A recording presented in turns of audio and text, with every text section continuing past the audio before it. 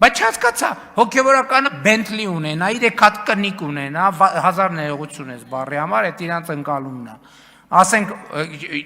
4 հատ սիրուհի ունենա, ամեն բանում երկրում մի հատ երեխա ունենա,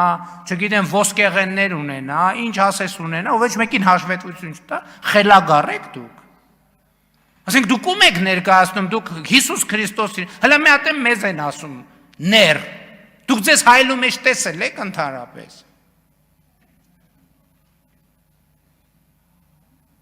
Եվ սա այս խնդիրները պետք է լուծվեն, հարգել։ Հայաստանը չի կարող զարգանալ առանց այս խնդիրների լուծման։ Մամուլում հայտնվում է, որ կաթողիկոսի աղբերը KGB-ի գործակալը, ոչ բան, ոչ ով է հարց տալիս։